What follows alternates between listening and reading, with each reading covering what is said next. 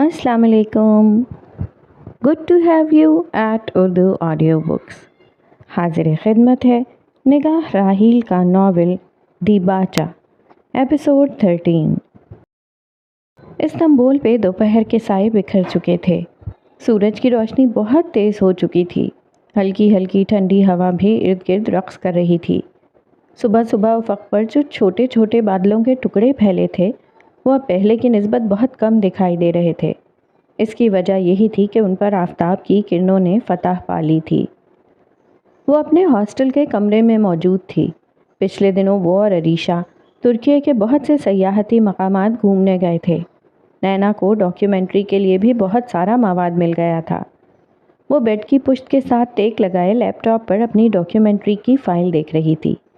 उस वक्त उसके बाल एक ढीली सी पोनी में बंधे हुए थे। बालों की 2-3 लटें उसके चेहरे पर बार बार गिरती, जिन्हें वो उतनी ही बेनियाजी से पीछे कर देती। अरीशा भी यहीं मौजूद थी। वो भी सोफ़े पर बैठी लैपटॉप पर कोई सीज़न देख रही थी। साइड टेबल पर रखे नैना के मोबाइल की स्क्रीन जब जगमगाई तो उसने एक सरसरी सी निगाह लैपटॉप से हटाकर अपने मोबाइल की स्क्रीन पर डाली। मोबाइल की स्क्रीन पर एक अनजान नंबर से कॉल आ रही थी। उसे पहले हैरत न हुई। यूँ अनजान नंबर से कॉल उसे रिसीव होती रहती थीं, लेकिन यकलख्त उसने हैरानी से अबरू उचकाए। वो नंबर तुर्की का था। उसने मोबाइल साइड टेबल से उठाया, फ़ोन रिसीव कर लिया। हेलो, उसने पूछा तो दूसरी तरफ से किसी ने फ़ौरन भारी मर्दाना आवाज़ में जवाब दिया। मरहबा। वो ये आवाज़ पहचानती थी। आखिर वो ये आवाज़ कैसे भूल सकती थी, लेकिन फिर भी वो अनजान बनी ताकि अपने खदशे की तस्दीक कर सके। कौन? उसने पूछा। बुर्राक, बुर्राक यामान, उसने दूसरी जानिब से चंद लम्हे बाद जवाब दिया। बुर्राक का नाम सुनते ही नैना के दिल की धड़कनें बेतरतीब हुईं, बिल्कुल वैसे ही जैसे उस वक्त नैना की आवाज़ सुनकर बुर्राक के दिल की धड़कनें बेतरतीब हो रही थीं। और फिर नैना को अपने दिल पर एक अजीब सा बोझ महसूस हुआ। उसने एक नज़र सोफ़े पर बैठी अरीशा पे दोहराई, फिर लैपटॉप बंद करके बेड पे ही रहने दिया। तेज़ तेज़ कदमों के साथ वो बेड से उठी और बैल्कनी में आ गई। आप? वो थोड़ी नर्वस हो गई थी। एवत, दूसरी जानिब से बेहद पुरसुकून अंदाज में तायीद की गई। जी कहिए। एक गहरा सांस अंदर खींचने के बाद उसने अबरू सुकेड़ते हुए पूछा। एक अहम बात करनी थी तुमसे। लहजा संजीदा था। कैसी बात? और आपको मेरा नंबर कहाँ से मिला? उसके लहजे में गुस्सा और हैरानी दोनों शामिल थे। दूसरी जानिब से वो ज़ेरे लब माना खेज़ अंदाज में मुस्कुराया। ये मेरी बात का जवाब नहीं। लहजा अब भी संजीदा था। वो लब काटने लगी। देखें बुर्राक साहब, मुझे कोई शौक़ नहीं है आपसे और ना ही किसी और आदमी से फ़ोन पर लंबी लंबी बातें करने का। आपको जो कहना है कहिए, मेरे पास ज़्यादा वक्त नहीं है। उसने दो टोक अंदाज में कह डाला। वो जानती थी कि बुर्राक को किस सिलसिले में बात करनी है, लेकिन फिर भी वो उससे सुनना चाहती थी। कह देता हूँ, लेकिन मैं ये सोच रहा हूँ कि तुम्हारा जवाब क्या होगा, उसने इंतहाई इत्मीनान से कहा। वो यकदम कुछ मुस्तरब सी हो गई। तुम मेरे बुलाने पर भी नहीं आई, इसका क्या मतलब हुआ? वो कितना साफ को था, उसे हैरत हुई, लेकिन वो अब अभी मज़ीद हैरान होने वाली थी। आप? उसने कुछ कहने के लिए लब खोले, लेकिन बुर्राक ने उसकी बात तेज़ी से काट दी। वो उससे कहना चाहती थी कि वो यूँ हर किसी से नहीं मिलती। मुझे ज़रा सोच लेने दो। ओह, समझा, तुम उन लड़कियों में से हो जो नामहरम अफराद से नहीं मिलती, बहुत मजहबी सी होती हैं, राइट? उसने शाने उचकाते हुए ठंडे अंदाज में कहा तो नैना के असाब तने। उसे गुस्सा उसके अल्फाज पर नहीं बल्कि उसके लहजे पर आया था। यूँ महसूस हुआ जैसे वो उसका तमस्खुर उड़ा रहा हो। तो मैं ये बताता चलूँ कि मुझे तुम्हारी ये वैल्यूज़ बहुत पसंद आईं। उसने बहुत पर काफ़ी ज़ोर दिया। ये सुनते ही उसके तने हुए आसाब मज़ीद तने, लेकिन इस बार वहाँ गुस्से की जगह परेशानी और बेयकीनी ने ले ली थी। अब तुम मेरे एक सवाल का जवाब दो, उसने फ़ौरन से पूछा। कैसा सवाल? उसने फ़ौरन सवाल पर सवाल कर डाला। क्या तुम मेरी ज़िंदगी में शामिल होना चाहोगी? और ये सुनकर वो बिल्कुल साकित सी रह गई। चंद लम्हे के लिए वो सब भूल सी गई। کیونکہ وہ اس بات کی بالکل توقع نہیں کر رہی تھی۔ اس تاثر میں غلطی براق کی نہیں، نینا کی تھی۔ وہ یہ کیسے بھول گئی کہ وہ جس سے بات کر رہی ہے وہ براق یامان ہے، سب کو حیران اور لاجواب کر دینے میں ماہر۔ کیا تم اپنی باقی زندگی میرے ساتھ گزارنا چاہو گی؟ چند لمحے کی خاموشی کے بعد جب نینا نے جواب نہ دیا تو براق نے پوچھا۔ وہ اب بہت نروس ہو گئی تھی۔ میں؟ اس کے الفاظ دل سے زبان تک نہ آ سکے۔ ہاں یا نہ؟ براق نے فوراً اپنے الفاظ پر زور دیتے ہوئے پوچھا۔ نینا نے خود کو کمپوز کرنے کی کوشش کی۔ اگر میں نے انکار کیا تو؟ اور پھر پوچھا، چہرے پر سوچ کی گہری لکیریں نمایاں تھیں۔ تو یہ کہ میں تمہارے انکار کو اقرار میں بدلنے کی کوشش نہیں کروں گا، میں تمہارے فیصلے کا احترام کروں گا۔ اس نے فوراً صاف گوئی سے جواب دیا۔ اس کا جواب سن کر نینا مزید لاجواب ہوئی۔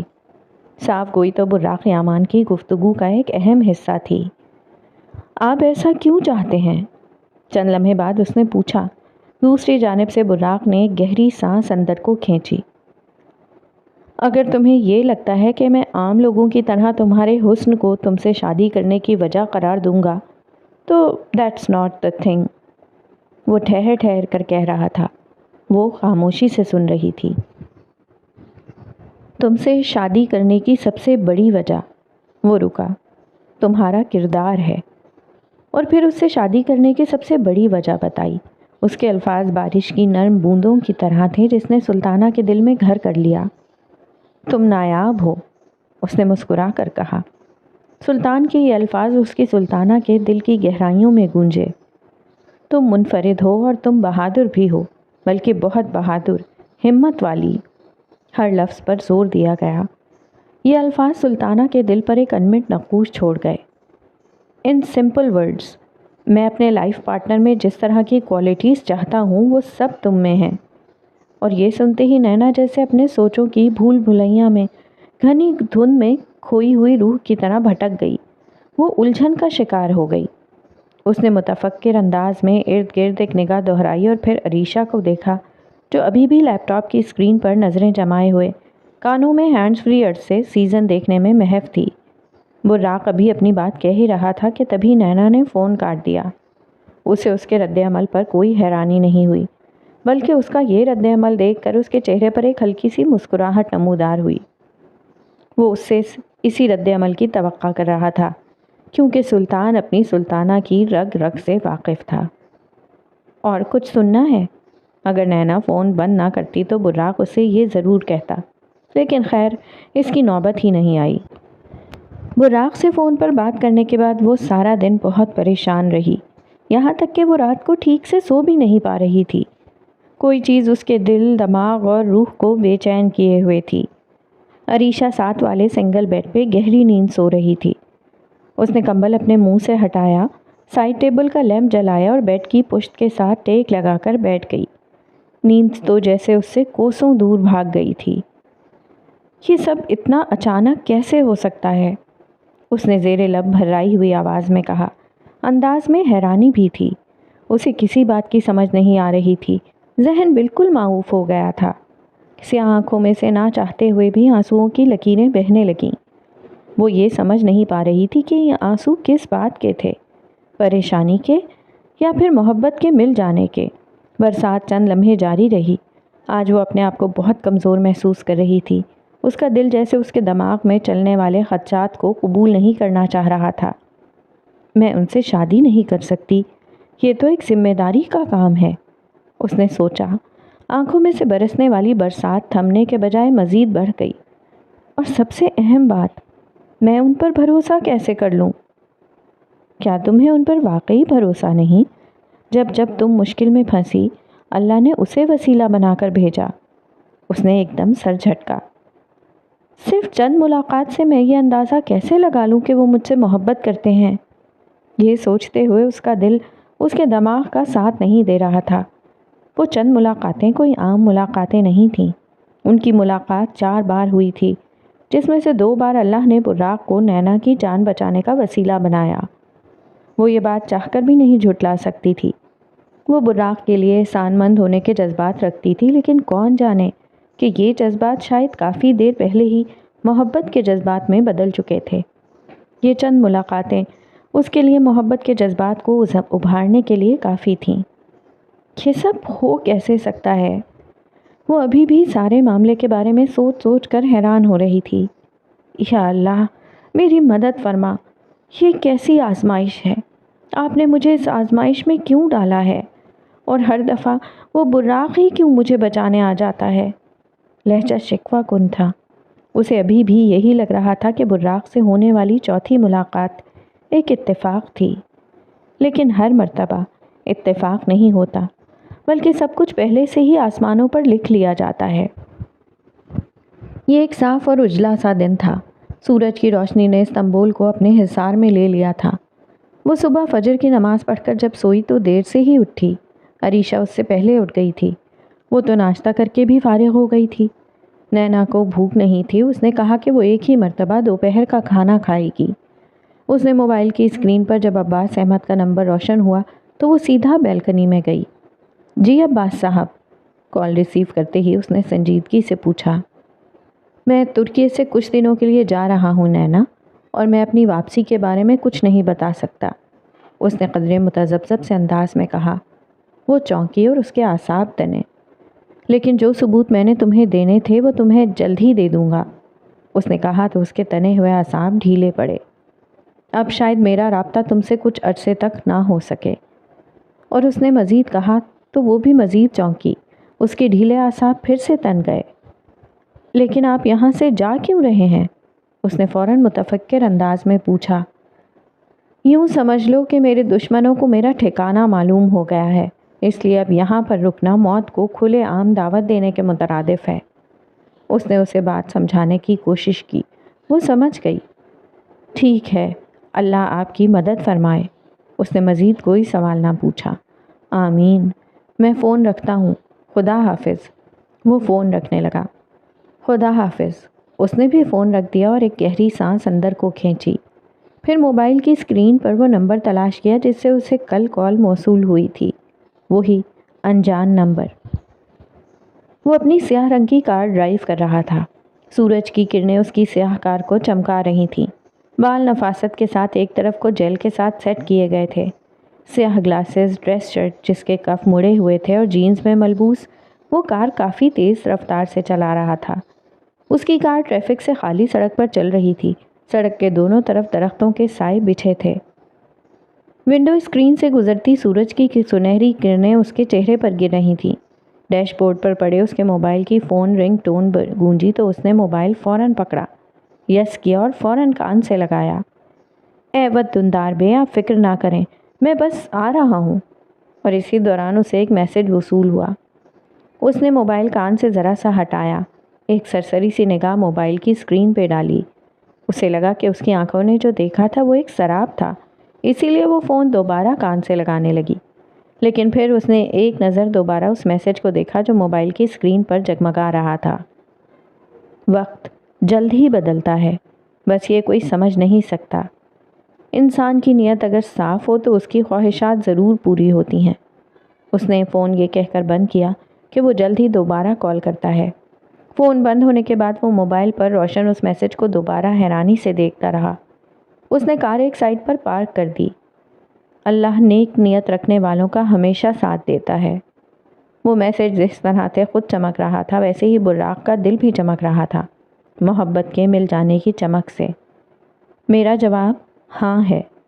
اس نے یہ الفاظ پڑھے۔ یقین نہیں آ رہا تھا کہ یہ میسج اور کسی کی طرف سے نہیں بلکہ سلطان کی سلطانہ کی طرف سے تھا۔ یکدم اس کے لیے یہ دنیا بے حد خوبصورت بن گئی۔ وہ کھل کر مسکرایا اور نہ جانے کتنی بار اس نے اس میسج کو پڑھا۔ رات کی چاندنی میں چاند کی روشنی کی چمک اس کی نیلی آنکھوں کی چمک کے آگے مان پڑ گئی تھی۔ وہ اپنے گھر میں داخل ہو رہا تھا۔ اس کا بڑھتا ہوا ہر قدم سب کو حیران کر دینے والا تھا۔ میرائے لیونگ روم میں موجود تھی جب وہ وہاں سے گزرا۔ اسے گزرتا دیکھ کر وہ لیونگ روم سے باہر نکلی اور اس کی جانب بڑھی۔ جب براق نے اسے دیکھا تو اس کے قدم رک گئے۔ چہرے پر زیر لب ایک معنی خیز مسکراہٹ قائم ہوئی۔ اس کی نیلی آنکھوں میں آج ایک خاص چمک تھی جس کو میرائے نظر انداز نہ کر سکی۔ اب کون جانے کہ یہ چمک اور مسکان سلطان کو اس کی سلطانہ کے حصول کی وجہ سے ملی تھی۔ میرائے، تیاریاں شروع کر دو، اس نے صاف گوئی سے کہا۔ وہ کچھ سمجھ نہ سکی۔ کس بات کی؟ اس کے ابرو سکڑے۔ اس لیے کہ اس نے ایک چھوٹا سا وقفہ لیا۔ سلطانہ کا سلطان کے محل میں آنے کا وقت آ گیا ہے، اور یہ کہتے ہوئے وہ فاتحانہ انداز میں مسکراتا ہوا سیدھا اپنے کمرے میں چلا گیا۔ میرائے جہاں تھی وہیں ساکت سی کھڑی رہ گئی۔ چہرے پر پہلے بے یقینی پھیلی اور پھر حیرت، لیکن پھر وہ چہک اٹھی، اس کی آنکھیں بھی چمک اٹھیں۔ سلطان اور سلطانہ، باب نمبر 7۔ اور ہم نے تمہیں جوڑوں میں پیدا کیا ہے۔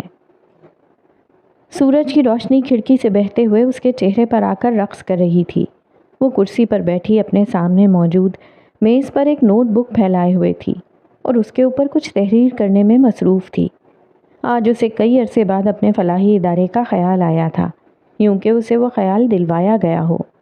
وہ بہت غور سے اس نوٹ بک پر کچھ تحریر کیے جا رہی تھی۔ پھر چند ہی لمحے بعد اس کے لکھتے ہوئے ہاتھ رکے۔ اس نے نوٹ بک بند کی اور کرسی کے ساتھ ٹیک لگانے کے بعد ایک سکھ کا سانس لیا۔ شکر ہے یہ کام ہوا۔ اس کے چہرے پر ایک مسکراہٹ تھی۔ مجھ پہ اتنی ذمہ داریاں تھیں اور میں نے اپنا کتنا وقت ضائع کر دیا۔ اس نے افسوس سے سر جھٹکا۔ اس نے آج اپنے فلاحی ادارے کے متعلق 1 سال کا پلان تشکیل دیا تھا، جس میں اس نے اپنے فلاحی ادارے میں موجود یتیموں، مسکینوں اور غربا کو مزید احسن انداز میں لباس، کھانے پینے، پڑھائی اور باقی دیگر ضروریات فراہم کرنے کے بارے میں لکھا تھا۔ اس پلان میں اس نے دیگر کمپنیز اور فلاحی اداروں کے ساتھ مل کر کام کرنے کے بارے میں بھی لکھا تھا، تاکہ زیادہ سے زیادہ ضرورت مند افراد کی مدد ہو سکے۔ اس کے چہرے پر دنیا کے لیے کچھ عظیم کرنے کے تاثرات آشکار تھے۔ وہ آج کافی پر امید دکھائی دے رہی تھی۔ میز کے کونے میں پڑے موبائل کی اسکرین جگمگائی۔ وہ فوراً موبائل کی اسکرین کی طرف متوجہ ہوئی۔ نینا از کالنگ۔ اس کے چہرے پر مسکراہٹ کھل اٹھی۔ شکر ہے تم نے کال کی۔ جانتی ہو میں تمہیں ہی کال کرنے والی تھی، اس نے خوش دلی سے کہا۔ بس دل کو دل سے راہ ہوتی ہے، دوسری جانب سے نینا نے شانے اچکا کر کہا۔ نینا ہاسٹل کے کمرے میں موجود بیلکنی سے کچھ ہی قدموں کے فاصلے پر کھڑی تھی، یوں کہ سورج کی کرنیں بیلکنی سے آتے ہوئے اس کے چہرے پر رقص کر رہی تھیں۔ تم جانتی ہو تمہارے اقرار نے ہم سب کو بہت بڑی خوشی دی ہے، اس نے چند لمحے کی معمولی سی گفتگو کے بعد کہا۔ جیمرے خاتون کو بتا دیا اس بارے میں؟ اس نے دھیمے لہجے میں پوچھا۔ نہیں، لیکن براق آبے آج آنے کو سب کچھ بتا دیں گے۔ وہ بہت خوش ہوں گی یہ سن کر۔ تم ان کی کال کا انتظار کرنا، اس نے ابرو اچکائے۔ ضرور، وہ ہلکا سا مسکرائی۔ نینا، تم بہت خوش نصیب ہو، میرائے نے اسے رشک بھرے انداز میں کہا تو وہ تھوڑا چونکی۔ اچھا، وہ کیسے؟ اس نے مسکراتے ہوئے پوچھا۔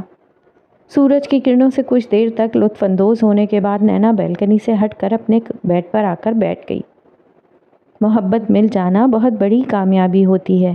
جس کو یہ مل جائے اس سے زیادہ خوش نصیب کوئی ہو ہی نہیں سکتا، اس نے کہا تو اس کی آنکھوں میں ایک ہلکی سی نمی ابھر آئی۔ اس نے اپنا لیپ ٹاپ بند کیا اور کرسی کے ساتھ ٹیک لگا کر بیٹھ گئی۔ تم جانتی ہو اگر کسی کو محبت نہ بھی ملے تب بھی ہم یہ نہیں کہہ سکتے کہ وہ خوش نصیب نہیں ہے، اس نے کہا تو میرائے تھوڑا حیران ہوئی۔ کیوں؟ اس نے ناسمجھی سے کہا۔ کیونکہ اللہ ہی تو ہے جو انسان کو محبت سے نوازتا ہے اور دور کرتا ہے۔ ہو سکتا ہے اللہ نے جس انسان کو اس محبت سے نہیں نوازا وہ اس کی بہتری کے لیے ہی ہو، اس نے اپنے چہرے پر ہلکی سی مسکراہٹ لیے اسے سمجھایا۔ وہ اس کی بات سن کر چند لمحے کے لیے خاموش ہو گئی۔ نینا، مجھے ایک بات سمجھ میں نہیں آتی، اس نے اب کی بار کچھ جھنجھلائے ہوئے انداز میں کہا۔ اس جھنجھلاہٹ کا اندازہ اس بات سے لگایا جا سکتا تھا کہ وہ اپنی کرسی سے اٹھ کر اپنے کمرے کی بیلکنی میں چلی گئی، صرف اس لیے کہ وہ اب جو بات کرنے جا رہی تھی اس کے لیے ایک پرسکون اور خوشحال ماحول چاہیے تھا جو اسے اپنی بات کو اچھے سے کہنے میں مدد کرے۔ کیسی بات؟ اس نے فوراً سے پوچھا۔ اللہ ایسے انسان کی محبت ہمارے دل میں ڈالتا ہی کیوں ہے جو ہمارے لیے نقصان دہ ہو، جو ہمیں دھوکہ دے، جو ہمارا اعتماد توڑے؟ یہ الفاظ اس کے دل سے نکلے تھے۔ یہ وہ بات تھی جو اس کے دل کو کافی دنوں سے کھائے جا رہی تھی۔ سورج کی کرنیں اس کے سنہری بالوں کو اپنی چمک سے روشن کر رہی تھیں۔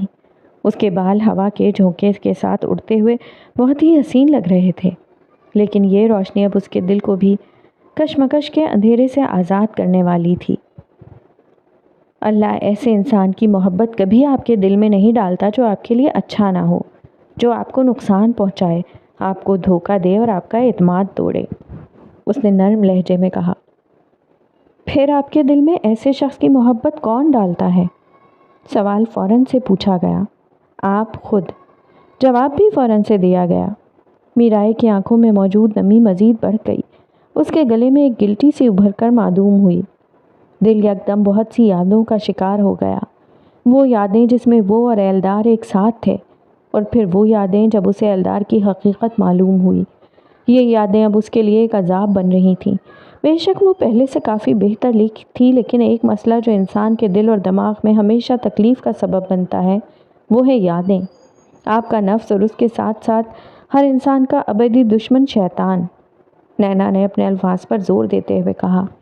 میرائے کی آنکھیں سرخ ہونے لگیں۔ ہمیں کیسے معلوم ہوگا کہ ہمارے دل میں جو محبت ڈالی ہے وہ اللہ نے ڈالی ہے یا نہیں؟ اس نے زخمی سے انداز میں پوچھا۔ دل اور دماغ پر لگی کشمکش کی گرہیں اب آہستہ آہستہ کھل رہی تھیں۔ فرقان کی صفت سے، اس نے فوراً ابرو اچکا کر نرمی سے جواب دیا۔ آنکھوں میں ایک خاص چمک تھی جو اس گفتگو کے دوران بڑھتی جا رہی تھی۔ فرقان؟ اس کے ابرو ناسمجھی سے سکڑے۔ ہاں، فرقان کی صفت سے۔ فرقان کہتے ہیں حق اور باطل کے درمیان فیصلہ کرنے والا۔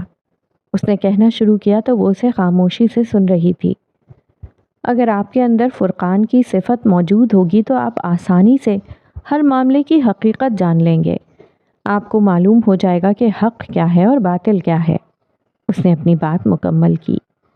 یہ صفت کیسے پیدا کی جائے؟ اپنے سنہری بال کان کے پیچھے کرتے ہوئے میرائے نے کھوئے کھوئے سے انداز میں پوچھا۔ قرآن سے، کیونکہ قرآن کو اللہ نے فرقان قرار دیا ہے۔ اس نے فوراً جواب دیا۔ مطلب؟ آنکھیں چھوٹی کرتے ہوئے اس نے پوچھا۔ مطلب قرآن مجید اللہ کا وہ کلام ہے جو حق اور باطل کے درمیان فرق اور فیصلہ کرتا ہے۔ اس نے اسے بتایا تو وہ حیران ہوئی۔ میرائے کو جیسے اپنے تمام سوالوں کے جواب مل گئے تھے۔ وہ جس شے کی تلاش میں تھی وہ اسے آج مل گئی تھی۔ اب صرف اس شے کو تھامنے کی دیر تھی۔ نینا؟ اس نے مسکراتے ہوئے اسے پکارا۔ ہاں؟ تمہارا بہت شکریہ، اس نے نم سے لہجے میں مسکرا کر کہا۔ سورج کی کھلکھلاتی ہوئی کرنیں اب اس کی مسکراہٹ کی چمک کے آگے مان پڑ گئی تھیں۔ کس لیے؟ وہ کچھ سمجھ نہ پائی۔ فار ایوری تھنگ، میرائے کے جواب نے نینا کو لاجواب کر کے رکھ دیا۔ میں اب فون رکھتی ہوں، اللہ حافظ۔ اور پھر وہ فون رکھنے لگی۔ اللہ حافظ۔ فون بند کرنے کے بعد میرائے کے دل میں ایک خاص سکون آ گیا۔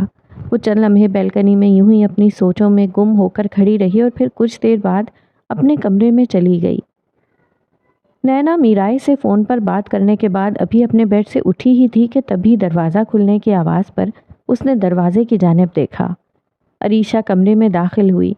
اس کے چہرے کے تاثرات آج کافی مختلف لگ رہے تھے، جنہیں دیکھ کر وہ تھوڑا سا کشمکش کا شکار ہوئی۔ عریشہ اس کی اسسٹنٹ ہونے کے ساتھ ساتھ اس کی بچپن کی دوست بھی تھی، لیکن اب ان کی دوستی ویسی نہیں رہی تھی، بہت کچھ تبدیل ہو گیا تھا۔ وہ اس کی اسسٹنٹ ہونے کے ساتھ ساتھ اپنا کاروبار بھی کرتی تھی۔ اسے اس کاروبار میں ابھی اتنی ترقی نہیں ملی تھی، لیکن اس نے اپنی کوشش نہیں چھوڑی تھی۔ اس نے ایک نظر نینا کو دیکھا اور پھر خاموشی سے صوفے پہ جا کر بیٹھ گئی۔ نینا اسے کچھ دیر یوں ہی دیکھتی رہی اور پھر وہ اس کے پاس صوفے پہ جا کر بیٹھی۔ تم ٹھیک تو ہو؟ اس نے بغور اسے دیکھتے ہوئے پوچھا۔ عریشہ اپنا منہ بسور کر بیٹھی تھی۔ اس کے پوچھنے پر اس نے نظریں اٹھا کر نینا کو دیکھا۔ اس کی آنکھیں سرخ پڑی تھیں۔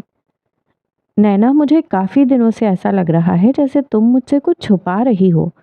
اس نے چند لمحے بعد اسے شکی نگاہوں سے دیکھتے ہوئے پوچھا۔ نینا اس کی یہ بات سن کر چونک گئی۔ اس کے الفاظ سے صاف ظاہر تھا کہ وہ کہنا کچھ چاہ رہی تھی اور کہہ کچھ رہی ہے۔ وہ کیسے؟ اس نے ناسمجھی کے عالم میں پوچھا۔ بس یہ سب چھوڑو، میں جانتی ہوں تم مجھ سے کچھ چھپا رہی ہو، اس نے بات بدلتے ہوئے کہا۔ چھپا نہیں رہی، بس جب صحیح وقت آئے گا تو تمہیں بتا دوں گی۔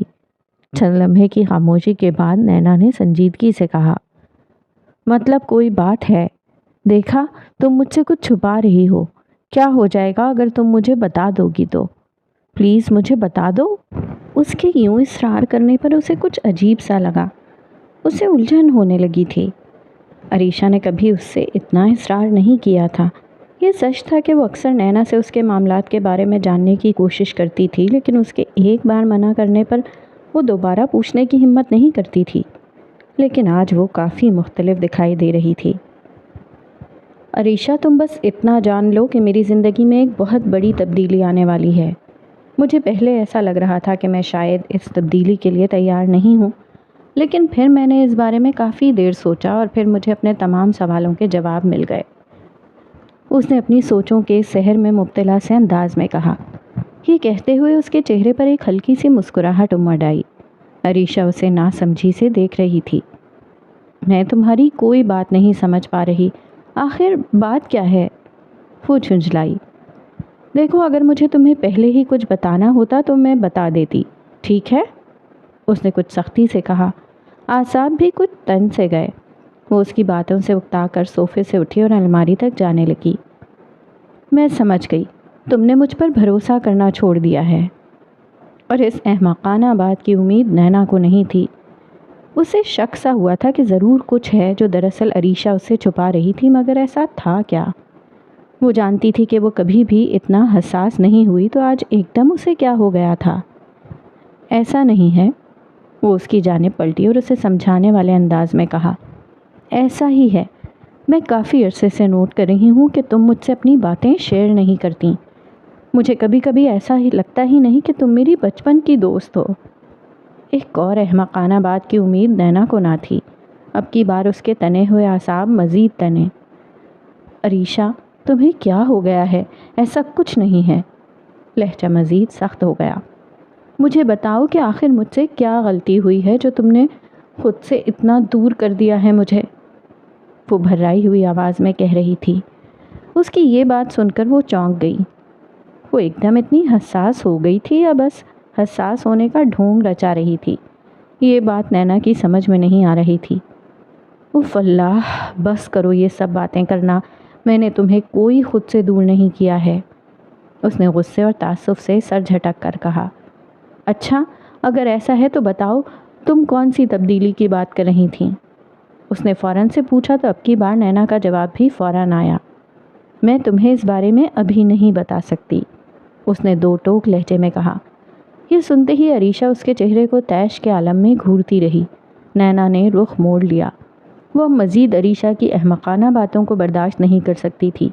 الماری کی جانب بڑھ کر وہ اس میں سے کوئی کتاب نکال کر بیڈ پہ جا بیٹھی اور پھر اس کتاب کے مطالعے میں محو ہو گئی۔ رات کی تاریکی نے استنبول کو لپیٹ رکھا تھا۔ وہ کچھ ہی دیر پہلے گھر لوٹا تھا۔ اس نے کھانا آج بھی باہر ہی کھایا تھا۔ یہ روٹین تھی اس کی۔ گھر پر وہ کبھی کبھی ہی جلدی آ پاتا۔ آخر وہ ایک فوجی افسر تھا اور زیادہ وقت وہ گھر کو نہیں دے سکتا تھا۔ جیمرے خاتون اپنے کمرے میں موجود تھیں۔ بیڈ کے ساتھ ٹیک لگائے بیٹھی تھیں جب براق ان کے کمرے میں آیا۔ وہ اس وقت ہاتھ میں پکڑے تسبیح کے دانے گرا رہی تھیں۔ مرحبا، کمرے میں داخل ہوتے ہوئے اس نے خوش دلی سے کہا۔ تو تمہیں میری یاد آ گئی؟ جیمرے خاتون نے اسے دیکھا تو تسبیح کو مؤدب انداز میں چوم کر بیڈ کی سائڈ ٹیبل پر رکھ دیا اور پھر مسکرا کر کہا۔ وہ ان کے پاس بیڈ پر آ کر بیٹھا۔ اس وقت وہ نائٹ سوٹ میں ملبوس تھا۔ آنے، آپ مجھے شرمندہ کر رہی ہیں، اس نے مصنوعی شرمندگی چہرے پر قائم کرتے ہوئے کہا۔ گھر میں ہمیشہ کی طرح خاموشی تھی۔ ان کے گھر میں زیادہ شور نہیں ہوتا تھا، آخر لوگ ہی کتنے سے تھے۔ نہیں، ایسا کچھ نہیں ہے۔ تم بتاؤ، کچھ کہنا تھا؟ انہوں نے مسکراہٹ دباتے ہوئے پوچھا۔ براق ان کی بات سن کر چند لمحے کے لیے خاموش رہا۔ وہ آج کافی کنفیوز سا لگ رہا تھا، لیکن اس کے برعکس جیمرے خاتون کے چہرے پر ایک خاص چمک اور مسکراہٹ تھی۔ کچھ نہیں، میں تو بس یوں ہی آپ سے باتیں کرنے آیا تھا۔ اس نے نظریں جھکائے ہوئے ان کے کمبل پر انگلی سے کئی نقش و نگار بناتے ہوئے کہا۔ وہ مسکرائیں۔ ایوت، تو کہو، کیا کہنا ہے تم نے؟ میں سن رہی ہوں۔ اس کے سنہری بالوں پر ہاتھ پھیرتے ہوئے انہوں نے نرمی سے پوچھا۔ نظریں ہنوز جھکی تھیں۔ آپ نے کھانا کھا لیا؟ نظریں اٹھا کر اس نے لب کاٹتے ہوئے پوچھا۔ جیمرے خاتون نے اسے طنزیہ مسکراہٹ کے ساتھ دیکھا۔ وہ جیسے جان گئی تھی کہ وہ اصل بات کہہ نہیں پا رہا تھا۔ ہاں کیوں؟ کیا ہوا؟ انہوں نے مصنوعی حیرت اور ناسمجھی قائم کرتے ہوئے پوچھا۔ کچھ نہیں، ویسے ہی پوچھ رہا تھا، جواب معمولی سے انداز میں دیا گیا۔ نظریں دوبارہ جھکا لیں۔ وہ ان کی حیرانی کی وجہ سمجھ گیا تھا۔ تم نے آج تک پوچھا نہیں نا، اس لیے میں حیران ہو رہی تھی۔ جو براق سوچ رہا تھا وہی جیمرے خاتون نے کہہ بھی ڈالا۔ اس نے نظریں اٹھائیں، ایک گہری سانس اندر کو کھینچی۔ میرائے نے؟ اور اس کے الفاظ منہ میں ہی رہ گئے۔ ایوت ایوت، اس نے بھی کھا لیا ہے، وہ سونے بھی چلی گئی ہے اور میں نے اپنی دوائیاں بھی کھا لی ہیں۔ اور کچھ؟ انہوں نے مسکراتے ہوئے سوالیہ انداز میں ابرو اچکائے۔ براق کچھ شرمندہ سا ہو گیا۔ اس نے مسکرا کر نفی میں سر ہلایا، نظریں پھر جھکا لیں۔ کمبل پر دوبارہ انگلی سے کئی نقش و نگار بنانے لگا۔ مجھے آپ سے کچھ کہنا تھا، اس نے ہچکچا کر کہا۔ ان کی مسکراہٹ مزید بڑھی۔ کہو، میں سن رہی ہوں۔ انہوں نے اس بات میں سر ہلایا۔ میں نے شادی کا فیصلہ کر لیا ہے۔ ایک گہری سانس لے کر اس نے کہہ ڈالا، اور پھر اس نے جیمرے خاتون کے تاثرات دیکھے۔ واللہ، کیا واقعی؟ کس سے؟ نینا سے؟ یہ تو بہت ہی اچھی خبر ہے، وہ پرجوشی کے عالم میں کہہ رہی تھیں۔ براق کو ایک دم دھچکا لگا۔ اس نے اب تک نینا کا تو نام ہی نہیں لیا تھا، پھر انہیں کیسے پتا چلا؟ تو آپ کو میرائے نے پہلے ہی سب بتا دیا؟ رائٹ، اس نے اپنے ماتھے کو چھوتے ہوئے بے حد افسوس سے کہا۔ وہ اگر نہ بھی بتاتی تو مجھے بھی پتا چل ہی جانا تھا، آخر ماں ہوں تمہاری۔ انہوں نے ابرو اچکا کر فخریہ انداز میں کہا۔ یہ میرائے بھی نا؟ اس نے تعصب سے سر جھٹکا۔ جیمرے خاتون اسے دیکھتے ہوئے مسکرا رہی تھیں، جس کی وجہ سے براق کافی کنفیوز ہو رہا تھا۔ آپ جانتی ہیں نا، ہمیں رشتہ لینے کے لیے پاکستان جانا پڑے گا، اس نے چند لمحے بعد کہا۔ وہ مسکرائیں۔ میں جانتی ہوں، تم ان سب باتوں کی فکر چھوڑو، اگر فکر کرنی ہے تو اس بات کی کرو کہ تم نے چھٹی کتنے دنوں کی لینی ہے اور نینا کو تحفے میں کیا دینا ہے، وہ بے حد خوشگوار لہجے میں کہہ رہی تھیں۔ ابھی تو شادی بھی نہیں شروع ہوئی اور آپ کو تحفے کی فکر شروع ہو گئی ہے، اس نے انہیں چھیڑا۔ انہوں نے چہرے پر مصنوعی خفگی قائم کی۔ ماں ہوں تمہاری، تم سے زیادہ بہتر جانتی ہوں سب۔ کچھ سختی سے کہہ کر انہوں نے سر جھٹکا۔ وہ کھل کر مسکرایا اور بیڈ سے اٹھ کر تشکر والے انداز میں نرمی سے ان کے کندھے تھپ تھپائے۔ انہوں نے اس کے سر پر پیار سے ہاتھ پھیرا اور پھر اس کے ماتھے کو چوما۔ آج اگر اس کے بابا زندہ ہوتے تو کتنا خوش ہوتے، انہوں نے دل ہی دل میں سوچا۔ کمرے میں نائٹ لیمپ کے علاوہ اور کچھ روشن نہیں تھا۔ عریشہ ساتھ والے سنگل بیڈ پر اب تک سو چکی تھی۔ اس کمرے میں اب صرف نینا کی اور حلیمہ صاحبہ کی فون سے آتی ہلکی سی آواز سنائی دے رہی تھی۔ نینا کی آواز بھی ہلکی ہی تھی کیونکہ وہ عریشہ کی نیند خراب نہیں کرنا چاہتی تھی۔ کھڑکی کے باہر سے آتی ہلکی ہوا پورے کمرے کو لطف اندوز کر رہی تھی۔ نینا نائٹ سوٹ میں ملبوس تھی اور اپنے سیاہ لمبے ریشمی بالوں کو ایک طرف کیے ہوئے تھی۔ امی، میری ڈاکیومنٹری ختم ہو گئی ہے، میں بس 2 دن بعد پاکستان واپس آ رہی ہوں، اس نے نرمی سے مسکراتے ہوئے حلیمہ صاحبہ کو بتایا، اور بیڈ کے آخر میں پھیلی اوڑھنے والی چادر کو سرسری سے انداز میں کھولا اور اسے اپنے اوپر لیتے ہوئے بیڈ کے ساتھ دوبارہ ٹیک لگا لیا۔ شکر ہے اللہ کا، تم نہیں جانتی کہ میں تمہارے بارے میں ہر وقت کتنی پریشان رہتی ہوں، انہوں نے متفکر انداز میں کہا۔ بس امی، اللہ نے مجھ پر جو ذمہ داریاں ڈالی ہیں انہیں پورا بھی تو کرنا ہے، اس نے ذرا سے شانے اچکائے۔ ہاں، لیکن تمہیں ایسا نہیں لگتا کہ تم نے اپنے اوپر کچھ زیادہ ہی ذمہ داریاں ڈال لی ہیں، انہوں نے دھیمے لہجے میں پوچھا۔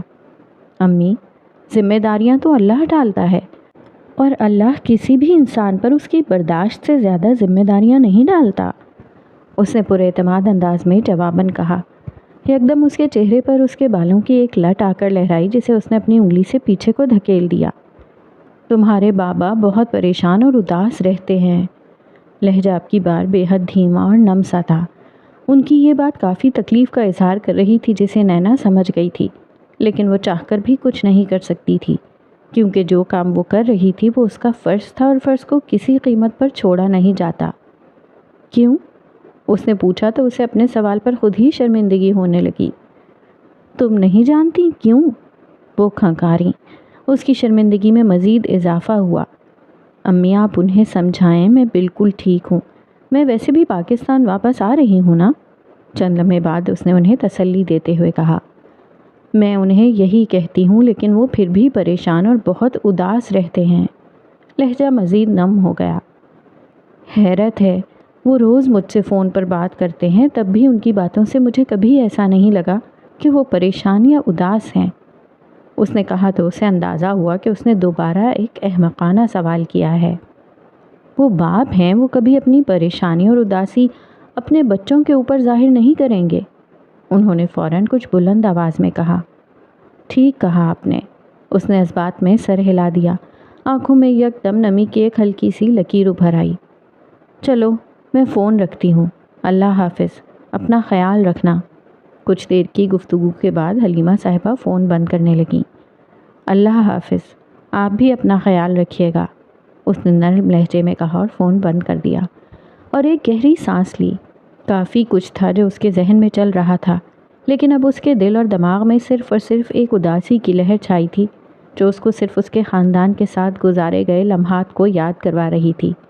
اس کا کام کافی مشکل تھا، وہ یہ جانتی تھی۔ اس سفر میں اس نے جو چیز کھوئی تھی وہ تھا اپنے خاندان کے ساتھ وقت گزارنا، لیکن وہ ابھی بھی صبر کر رہی تھی، اور وہ جانتی تھی کہ وہ ایسے ہی صبر کرتی رہے گی۔ صبر کے علاوہ وہ اور کچھ کر بھی نہیں سکتی تھی۔ وہ ڈرائنگ روم میں صوفے پر ٹانگ جمائے بیٹھا تھا، شلوار قمیض کے ساتھ ایک بھوری مردانہ شال کندھوں پر اوڑھے ہوئے۔ وہ سگریٹ کا گہرا کش لیتا۔ اس کمرے میں ارد گرد سگریٹ کا زہریلا دھواں لہرا رہا تھا۔ نینا پاکستان واپس آ رہی ہے، اس نے حیرت زدہ ہو کر اسلم کو دیکھتے ہوئے پوچھا، جو اس سے صوفے سے کچھ ہی قدم کے فاصلے پر مؤدب انداز میں سر جھکائے کھڑا تھا۔ جی میکائل صاحب، اس نے جواب دیا تو اس نے سگریٹ کے ایک دو کش لیے، پھر مسکرایا۔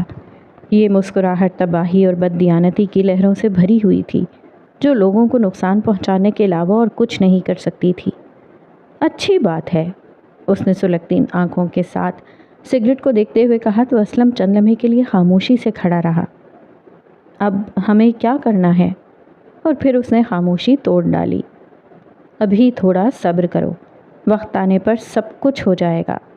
سگریٹ کا ایک اور کش بھرا، آنکھوں میں سازشوں کے جال بننے کا اندھیرا آشکار تھا۔ آپ کے ذہن میں کیا چل رہا ہے؟ اس نے سوالیہ نگاہوں سے اسے دیکھا۔ وہ جواباً خباثت کے ساتھ قہقہا لگا کر ہنسا۔ اسلم اس کے یوں ہنسنے کی وجہ نہ سمجھ سکا۔ تم جانتے ہو اسلم، ایک عورت کے لیے سب سے عزیز کیا ہوتا ہے؟ اس نے اس کی جانب دیکھا، آنکھیں گلابی ہو رہی تھیں۔ اسلم نے جواباً نفی میں سر ہلا دیا۔ اس کی عزت۔ اپنے ہر لفظ پر زور دیتے ہوئے اس نے بے حد تیکھے انداز میں کہا۔ آنکھیں اب سرخ ہو رہی تھیں۔ زیر لب ایک شیطانی مسکراہٹ قائم ہو گئی۔ اسلم بھی تھوڑا سا خوفزدہ ہو گیا۔ آخر وہ میکائل ملک تھا جو صرف اور صرف لوگوں کی جان، مال اور عزت کو پامال کرنا جانتا تھا۔ اور پھر؟ اس نے ایک بار پھر سوال کیا۔ وہ اسے ساکت سا کھڑا دیکھنے لگا۔ اس کا خاندان۔ اپنے سوال کا خود ہی جواب دینے کے بعد وہ دوبارہ سگریٹ کے کش لینے لگا۔ اس کے الفاظ زہر کی مانند تھے۔ اسلم چند لمحے بعد وہاں سے جانے لگا۔ میکائل اکیلا ڈرائنگ روم میں بیٹھا تھا۔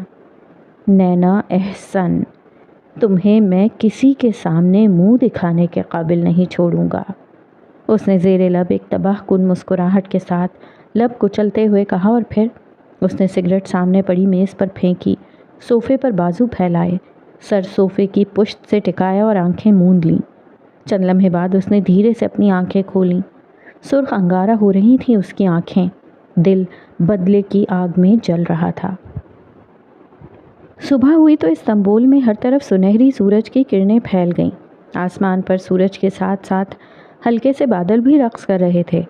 صبح اٹھتے ہی جیمرے خاتون نے جو سب سے پہلا کام کیا تھا وہ تھا سلطان کی سلطانہ سے رابطہ۔ مرحبا، دوسری جانب سے اس کی آواز سن کر ان کے دل کو بہت سکون ملا۔ وہ اس وقت لان میں چہل قدمی کر رہی تھیں۔ براق معمول کے مطابق اس وقت گھر پر نہیں تھا۔ میرائے تو صبح صبح ہی اپنے تشکیل دیے گئے نئے پلان کو اپنے فلاحی ادارے میں متعارف کروانے چلی گئی تھی۔ مرحبا مرحبا، جیمرے خاتون کا لہجہ بے حد خوشگوار تھا۔ تو کیسی ہے میری بیٹی؟ الحمدللہ، آپ سنائیں؟ اس نے بھی نرم لہجے میں پوچھا۔ میں تو بالکل ٹھیک ہوں۔ تم جانتی ہو میں نے تمہیں کال کیوں کی ہے؟ ہلکا سا مسکراتے ہوئے انہوں نے پوچھا۔ دوسری جانب وہ اس وقت ہاسٹل میں نہیں تھی۔ وہ اور عریشہ آج گرینڈ بازار آئے ہوئے تھے۔ اس کی ڈاکیومنٹری مکمل ہونے والی تھی۔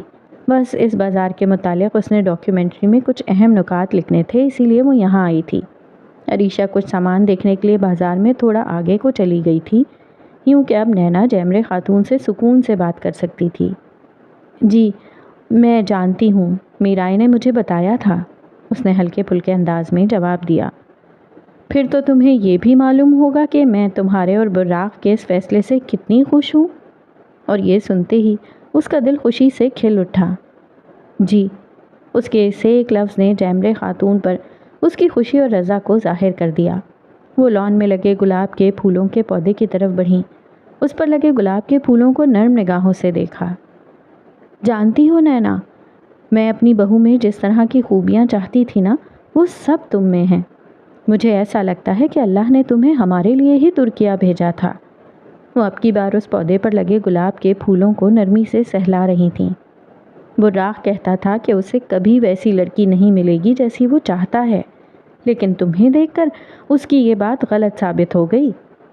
اور یہ سنتے ہی نینا کے رخسار گلاب کی پتیوں کی مانند سرخ ہونے لگے۔ اگلے دن استنبول ایئرپورٹ۔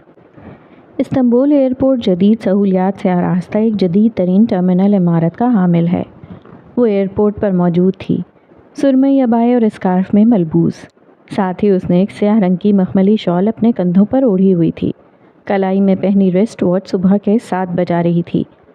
سورج اپنی پوری آب و تاب سے چمک رہا تھا۔ عریشہ اور وہ اپنے اپنے سوٹ کیس کو ہینڈل سے تھامے ہوئے آہستگی سے چل رہی تھیں۔ اسے اپنے دل کی خاموش گہرائیوں میں اس سے جدا ہونے کی بازگشت محسوس ہو رہی تھی۔ نظروں کے سامنے وہ منظر لہرایا جب اس نے پہلی بار براق یامان کو دیکھا۔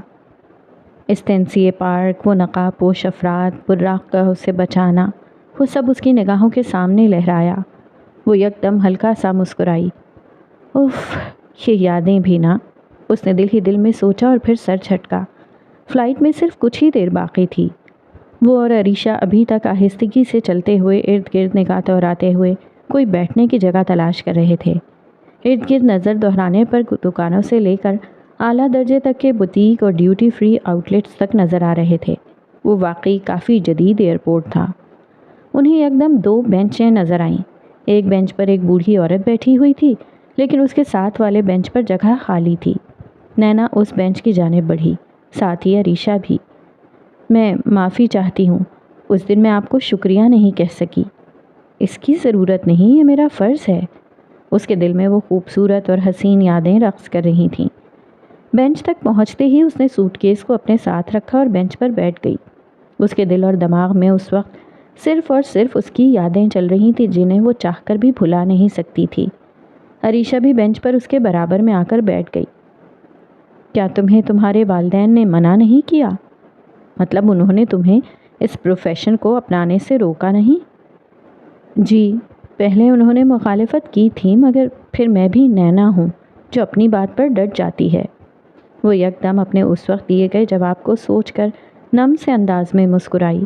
ہر گزرتا لمحہ اسے اس کی یاد دلا رہا تھا۔ وہ کچھ دیر وہاں موجود بینچ پر بیٹھی فلائٹ کا انتظار کرتی رہی۔ میں نہیں آؤں گی براق، لیکن اس کا یہ مطلب نہیں کہ… اسے ایک ایک بات یاد تھی۔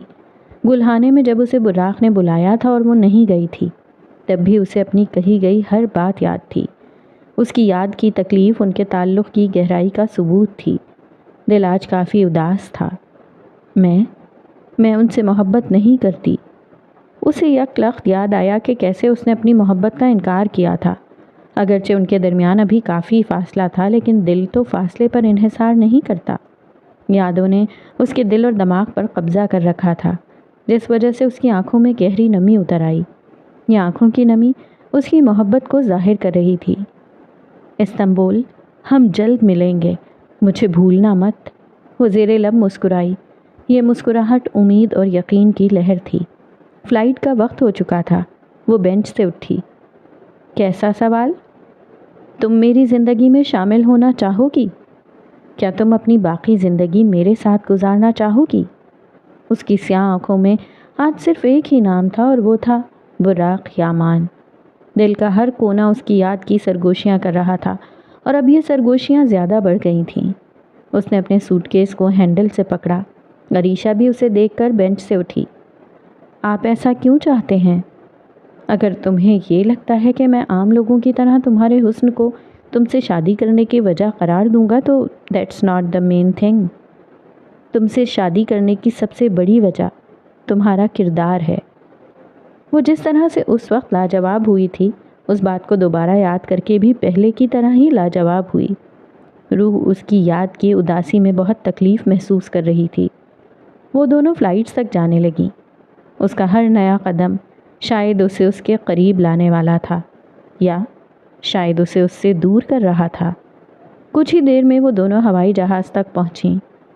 تم نایاب ہو، جدائی کا وقت آ پہنچا تھا۔